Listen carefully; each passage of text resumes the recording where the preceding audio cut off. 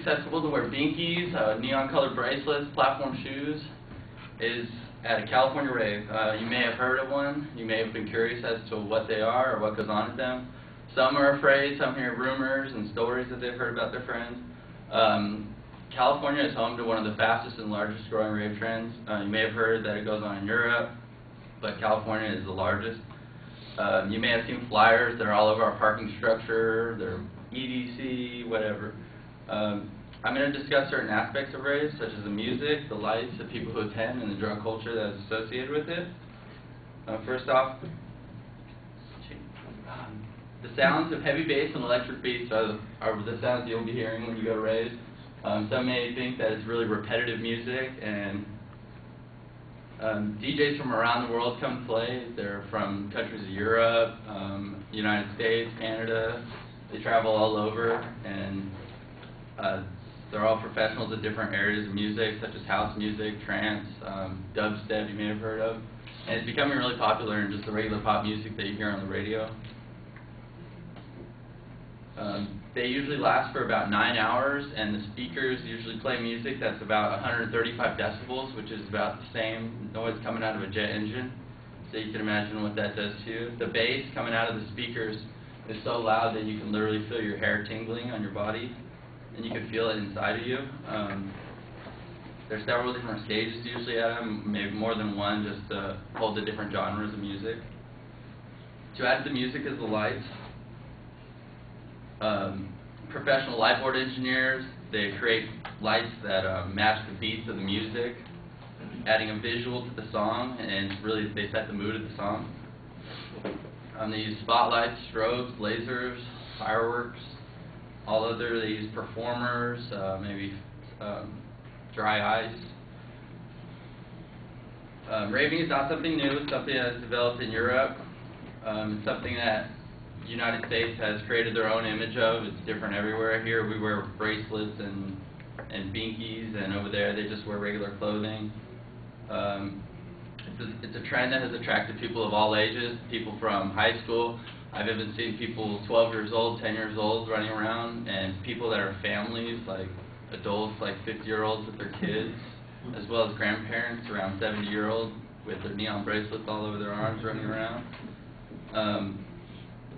It seems as if they're lost at the wrong party, or as if they don't belong there.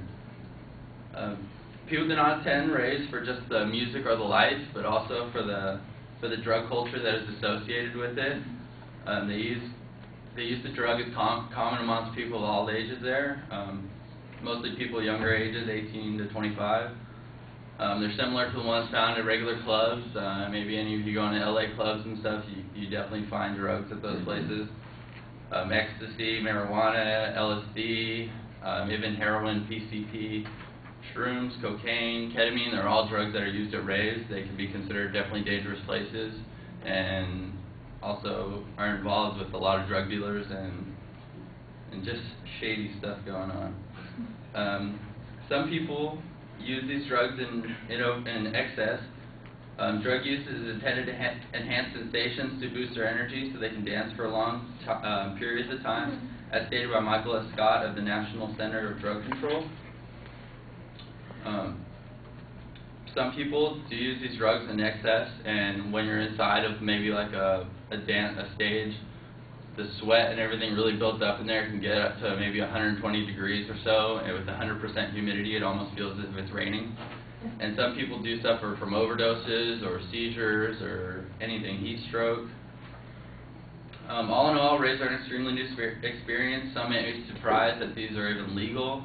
There are cops there, they're highly patrolled, but still the fact that everything goes on in there is legal, it seems like you're not even a part of the regular society and you're not even following the regular laws. If you do decide to go to one, I insist you to be prepared for the wildest night of your life. Here, you can switch to the next one. That's just some dancing. Those are the drugs that are associated with it. And you switch to the next one. And that's just one of the biggest ones. That's held at the Coliseum at the University of Southern California. You may not have known that kind of stuff goes in that stadium, but it does. And that's it.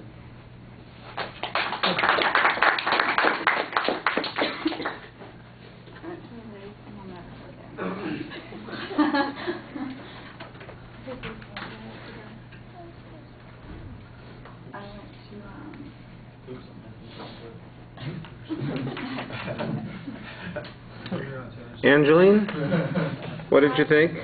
I liked his voice, like it was conversational, it didn't sound robotic.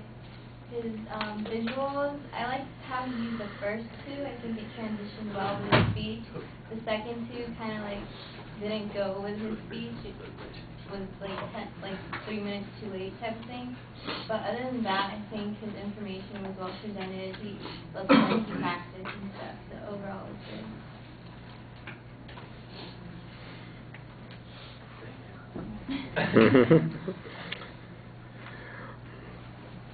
All right, I thought the opening was fine. Identifies the topic. You've got a general thesis. It sounded like there's a setup of what the content's going to be, but once you get into the speech, I don't really hear any reference to the organizational structure. Material just seems to kind of string along, and so I think you need to have a little bit tighter signposting on that material. The descriptions are pretty interesting. You tell a little bit of a story in a couple of spots. That helps make it more interesting. I think the environment is nicely described, a combination of your visuals and the language that you're using, which is good. There's not a lot of citation of material. I have one specific quote that I was able to get, and that was just about a particular subsegment of your material. And then it was a little bit confusing because you talked about how everything is legal, and then you go, well, maybe it's not legal. I'm sure that the drug use is not legal, even though it's occurring at a rave. That it's typical. That's one sort of thing. So the visualization that you have, I thought, was a little bit confusing. On the materials, the visual materials, nice large images. I thought that you used them okay as kind of a start in the attention device and transitioning the subject. I thought, for example, the lighting slide came on right at the right point. But I'd agree with Angeline. It seemed like the last couple you'd forgot about, and you just, now I got to flick them up here, and it makes your exit seem kind of awkward because instead of it being something planned and here's a graceful end point, it's like, oh, and this happens too. So I think that takes away from the presentation a bit. I would agree with her, though, about your presentation. You did a nice job talking to the audience, and you sound like you are comfortable in what you're talking about. It's a little bit shorter speech, so there's room to add some things in there and maybe make it a little bit more interesting. Maybe give us some more definitions. For instance, you're talking about the different types of music, and although I have a vague idea what they are, you don't always describe those. And I assume that most people know what a binky is, but I'm not sure that everybody's going to be in that same boat. Okay, thank you.